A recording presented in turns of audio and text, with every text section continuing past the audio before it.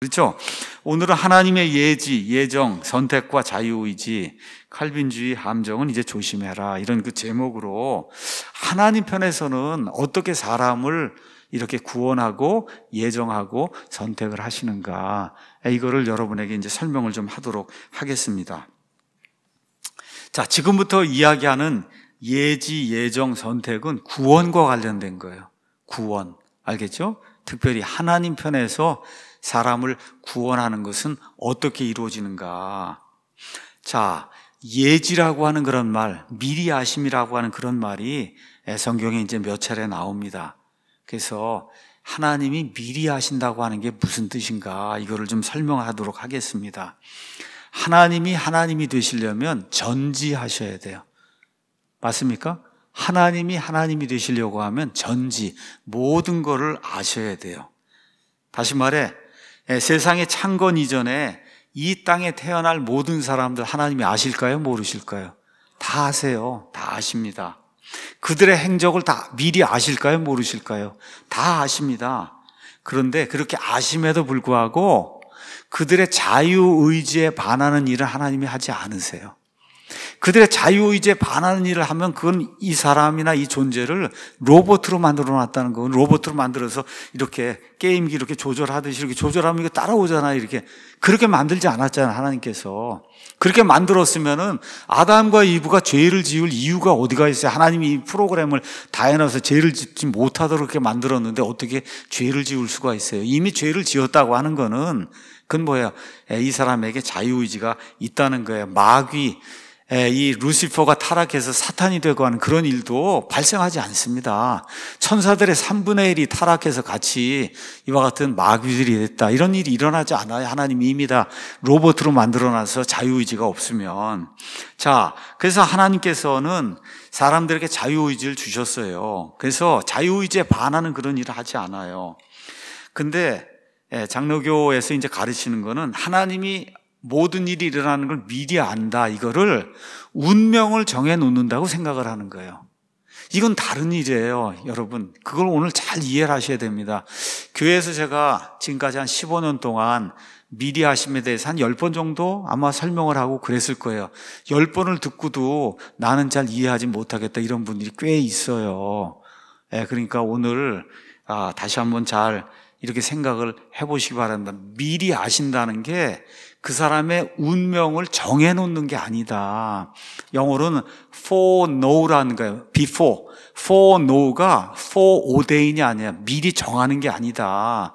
장로교에서는 미리 안다는 게 미리 정하는 거라고 이야기를 하기 때문에 지금 이런 문제가 발생을 하는 겁니다. 예를 들어 성경에 가서 보시면 베드로하고 이제 가룟 유다가 나와, 예수님의 12제자 가운데. 자, 그러면 하나님은 베드로가 구원받을 거를 미리 아실까요? 모르실까요? 미리 아세요. 가룟 유다가 구원받지 못할 것을 미리 아실까요? 다 미리 아십니다. 이걸 모르면 하나님이 아니죠. 그렇죠? 그런데 가룟 유다가 구원받지 못하는 걸 불쌍히 여기서 그게 뜻을 뒤집어 엎어서 너 구원받게, 그렇게 안 하신다는 거예요. 베드로가 구원받잖아요. 그렇죠? 그거를 프로그래밍을 해갖고 베드로가 구원받도록 그렇게 만들지는 않는다는 거예요. 자, 말씀드린 대로 구원의 복음이 개개인에게 이제 전달이 될 때 그걸 듣고 어떤 사람은 의지를 가지고 믿어서 구원에 이를 것을 하나님이 어떻게 미리 아십니다. 그렇죠? 또 어떤 사람을 보니까 저 사람은 죽을 때까지 구원의 복음의 말씀을 100번을 들었는데도 이 사람은 의지를 가지고 아니야, 그리고 거부감을 표시해서 끝까지 죽을 때까지 이 구원의 복음을 받아들이지 않는 걸 하나님이 아실까요? 모르실까요? 아신단 말에 미리 아세요. 그래서 하나님 그 미리 아심을 통해서 성도들, 즉 그리스도 안에 있는 그 사람들을 보시고 그들을 구원받을 자들로 선택을 하고 예정을 하시는 거예요. 그럼 사람 편에서는 알 수 있을까요? 모를까요? 몰라요. 하나님만 아시는 거예요. 하나님이 창세전에 이 땅에 태어날 모든 사람을 다 보고 계신다고. 근데 A라고 한 사람의 복음이 선포가 되니까 결국 그 사람은 구원받을 거를 하나님이 아세요, 미리. 그럼 어떻게 해요? 그 사람들을 하나님 편에서 구원받을 자, 선택받은 자, 그 다음에 예정된 자라고 하나님이 정하신다는 거예요. 하나님이. 자, 그럼 하나님 편에서 이렇게 정하는 거는 그건 어떤 의미에서 무조건적인 선택이고 무조건적인 예정인데, 사람 편에서 뭐가 있어야 돼요? 믿는 게 있어야 되는 거예요. 사람 믿는 그걸 보고 하나님이 사람의 의견이라 이런 거 묻지 않고 너는 구원받을 자야, 너는 예정된 자야, 너는 선택이 된 자야, 그렇게 하나님이 정하신다는 거예요. 하나님이. 그래서 이 미리 하심을 빼고 그 다음에 다른 걸 이야기하면 그러면 성경 말씀이 풀리지 않는다. 그래서 성경을 통합적으로 봐야 되는 거예요. 어느 한 구절만 딱 빼가지고 이렇게 주장을 하면 그 주장이 맞게 보이는 때가 굉장히 많습니다. 그러니까 어떻게 해야 돼요? 성경을 조직적으로 봐야죠. 그 조직적으로 이렇게 성경을 보는 그런 학문을 Systematic Theology, 그래서 조직신학이라고 이야기하는 거예요. 조직신학. 처음부터 끝까지 그 주제에 대해서 성경이 뭐라고 얘기하는가를 다 뽑아갖고 그거를 정리를 해야지, 내가 원하는 부분만 여기서 딱 찾아갖고 창세전에 뭐 예정이래, 그것만 자꾸 이야기하면 안 된다는 거죠. 그게 성경에 두 군데 아주 명백하게 나와 있으니까 하나님 편에서 사람을 예정하고 그 다음에 선택하는 그런 과정을 한번 보도록 하겠습니다. 먼저 베드로전서 한번 보도록 하겠습니다. 1장 1절 2절에 하나님의 예지에 대해서 이렇게 분명하게 나와 있는 구절이 있어요. 예수 그리스도의 사도 베드로는 본도와 갈라디아와 갑바도기아와 아시아와 비두니아에 두루 흩어진 나그네들, 그 나그네들은 어떤 사람들이냐? 곧 하나님 아버지의 미리 아심에 따라 성령의 거룩히 구별하심을 통해 순종함과 예수 그리스도의 핏부림에 이르도록 선택받은 자들에게 편지한다. 그렇죠? 선택받은 자들, 영어로 가서 보시면 elect라고 하는 말이 나와요. 에베소서에 나오는 choose라고 하는 말하고는 다른 말이에요. elect, 이건 선택받은 자들에게 편지한다. 이렇게 지금 나오고 있습니다. 자, 2절에 가서 보면 선택받은 자들은 어떤 사람들이냐? 거기 가서 보니까 순종함과 예수 그리스도의 핏부림에 이른 사람을 가리켜서 선택받은 자들이라 그랬어요. 예수 그리스도의 피를 뿌려야만, 피 흘림이 없이는 뭐가 없다 그랬어요? 죄들의 사면이 없다 그랬잖아요. 맞습니까? 그런데 예수 그리스도의 핏부림에 이르렀다는 얘기는 죄들의 사면을 받은 자들이란 말이에요. 그 여기 나와 있는 선택받은 자들은 예수 그리스도의 피로 피 뿌림을 받아서, 그래서 어떻게 해요? 구원받은 사람들을 지금 선택받은 자들이다, 그렇게 이야기하는데, 이게 어떻게 되느냐 하면 그 파란색으로 써요. 중간에 거 다 빼고 나면 하나님 아버지의 미리 아심에 따라 선택받은 자들이에요. 맞습니까? 그 다음 거는 다 빼고, 그 다음 거는 그 여러 가지 과정이 있는데 이건 다 빼고 결국 처음과 끝을 이으면 어떤 사람들이 선택을 받았어요. 그 선택받은 자는 예수님의 핏부림을 받은 사람이에요. 죄들의 용서를 받은 사람이에요. 이런 사람을 선택받은 자들이라고 얘기하는데, 이 선택받은 자들은 어떻게 되냐? 하나님 아버지의 미리 아심에 따라 선택을 받는다는 거예요. 하나님 아버지의 미리 아심을 따라. 이런 사람들을 성도라고 지금 성경이 이야기하고 있는 거예요. 그러니까 첫 번째 과정, 하나님 편에서 첫 번째 과정은 하나님 아버지의 미리 하심이네, 미리 하심. 이해하시겠죠? 그 다음에 로마서 8장에 또 가서 보시면 이런 말씀이 있습니다. 28절에 우리가 아는 바와 같이 하나님을 사랑하는 자들, 곧 그분의 목적에 따라 부르심을 받은 자들에게는 모든 것이 합력하여 선을 이룬다. 여기 나와 있는 우리도 사도 바울을 포함해서 로마에서 구원받은 하나님의 성도들, 지금 우리라고 이야기하는 거예요.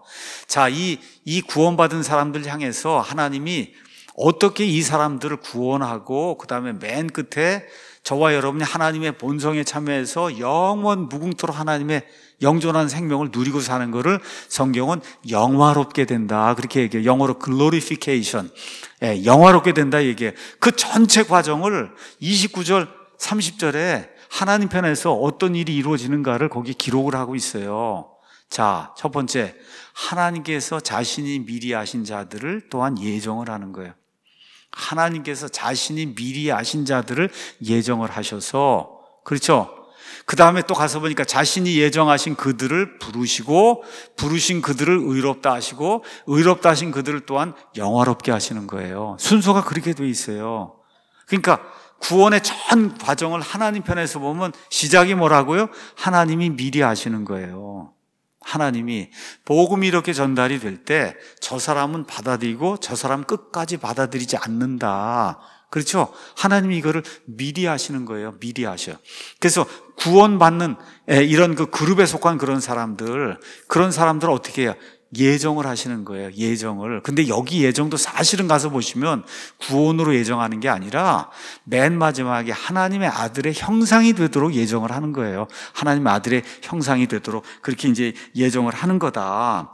자, 그러면 결국 어떻게 되냐? 29절에 나와 있는 하나님께서 자신이 미리 하신 자들, 이 미리 하시는 자들은 언제 하나님이 미리 하실까요? 창세전에 미리 하시잖아요. 세상이 창건이 되기 전에 영원 전에 하나님 모든 건 내다보시는데 그걸 모르실 수가 없잖아요. 창세전에 이런 모든 일들이 예정이 되는 거예요.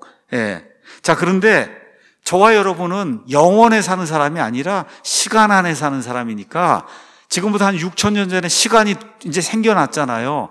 그럼 그때 이제 아브라함도 생기고 노아도 생기고 뭐 다윗도 생기고 이제 다 생기고 한 6,000년쯤 지나니까 저와 여러분 지금 이 땅에 지금 생겨서 지금 살고 있잖아요. 시간 안에 살고 있잖아요.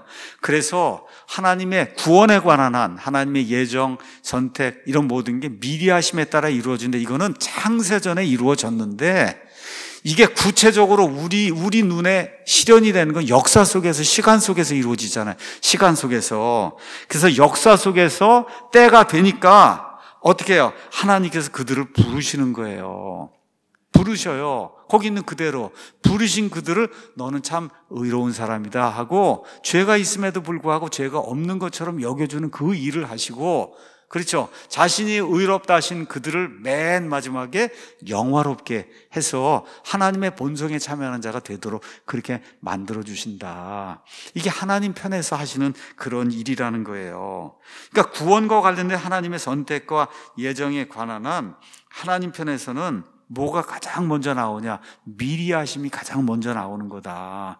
그러니까 칼빈주의 쪽 하시는 분들이 제일 싫어하는 단어가 미리 하심이란 단어예요. 미리 하심. 이것만 나오면 어떻게 할 수가 없는 거라, 이거를. 그러니까 미리 하심을 뭘로 바꿔요? 미리 정하심으로 바꾸는 거예요. 미리 정하심으로. 그렇게 성경을 해석을 하는 거예요. 미리 아신다고 되어 있는 거를 미리 정하신다고 정자를 그 앞에다 갖다 붙인다고 이분들은 해석을 할 때, 성경을 읽을 때 거기다 정하 이렇게 해서 요거를 집어넣는 거예요. 자기들 마음대로. 이렇게 해야만 칼빈주의가 이제 성립이 되기 때문에.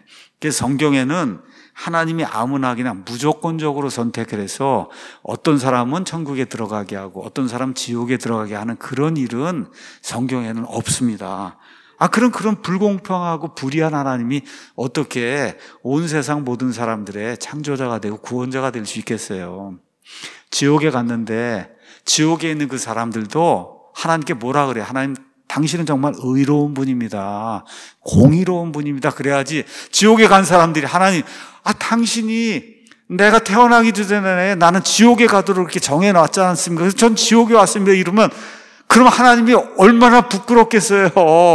그건 말이 안 되잖아요. 하나님이 그렇게 하실 수가 없잖아요. 죽을 때까지 기회를 주시고 복음을 들을 수 있는 계기를 허락해 주시고 다 했는데도 끝까지 믿지 않으니까 결국은 거기 들어가서 뭐라 그래? 하나님 오르시고 저는 옳지 않습니다. 이렇게 이야기를 해야 모든 입이 하나님 앞에서 유죄가 되잖아요. 이렇게 되도록 만드는 하나님이라야 성경이 이야기하는 공의로운 그런 하나님이 아니겠습니까?